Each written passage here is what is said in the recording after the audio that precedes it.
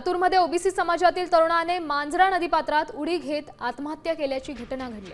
लातूरच्या रेणापूर तालुक्यातील वांगदरी इथल्या भरत महादेव कराड असं आत्महत्या केलेल्या तरुणाचं नाव आहे। मराठा समाजाला हैदराबाद गॅझेट लागू केल्यानं ओबीसी आरक्षण कायमस्वरूपी संपवलंय। ओबीसी विरुद्ध जीआर काढला असा उल्लेख त्यानं चिठ्ठीत केलाय।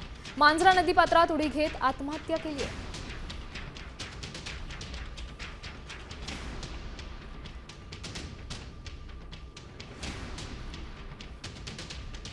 नातेवाईकांसोबत बातचीत आमच्या प्रतिनिधींनी केली आहे, ते काय म्हणाले पाहूयात।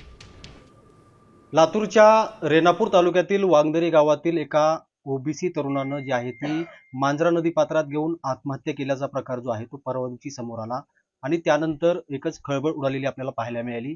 मी आता त्या वांगदरी गावामध्ये आहे। कराड नावाचे जो ओबीसी बांधव आहे त्यांना आत्महत्या केलेली होती। त्याचं कुटुंब आपल्यासोबत या ठिकाणी पाहायला मिळते। ही अगदी छोटी छोटी जी मुलं आहेत ही त्यांची 3 मुली आहेत आणि एक मुलगा आहे। अक्षरशः त्यांच्या डोक्यावरच्या वडिलांचं छत्र जे आहे ते आता हिरावून गेलेलं आहे।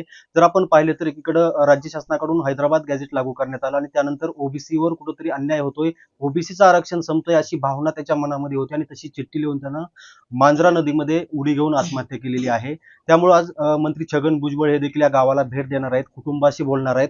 माझ्यासोबत या गावातील काही गावकरी आहेत, त्यांचे कुटुंबीय आहेत, त्यांच्याशी आपण बोलणार आहोत।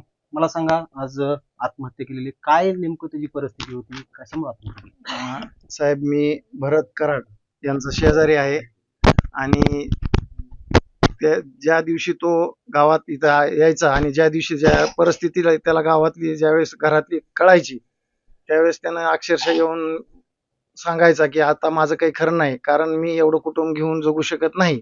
मला अशा कुटुंबातला म्हणजे आता माझा हातभार लावण्यासाठी जी माझी ताकद आहे ती कमी पडत आहे। त्यामुळं सरकार पण काही योजना करीना किंवा जे दिलेलं आरक्षण आहे, ज्या मुंडे साहेबापासून जे आम्हाला आरक्षण मिळालं होतं त्या आरक्षणावर आता कुठंतरी दबाव येऊन कुठंतरी तो आरक्षणाला धक्का लागत आहे आणि ते आरक्षण जात आहे। मग ते आरक्षण जर गेलं तर मी माझे लेकरं इथून पुढे शिकवून काय करायचं, त्यांना त्यांचं पुढे त्यांना नोकऱ्या कशा लागतील आणि मी कसं शिकवू आता त्यांना, हे सगळं त्याला सहन झालं नाही आणि तो ह्या परिस्थितीला सहन करू शकला नाही। त्यानं अक्षरशः सगळ्या लेकरांची व घरच्यांची भेट घेतली आणि त्यानं आपलं जीवन संपवायचं असं स्वतः निर्णय करून इथून घरातून तो जाऊन त्यानं स्वतःचं जीवन संपवून घेतलं आहे।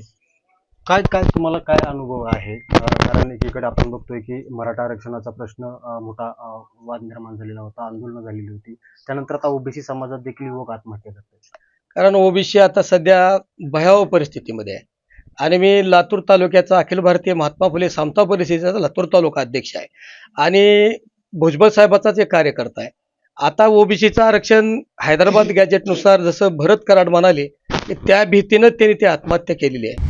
आता isakal.com आहे देशातील नंबर 1 ची मराठी न्यूज वेबसाईट। प्रत्येक अपडेटसाठी isakal.com ला नक्की भेट द्या।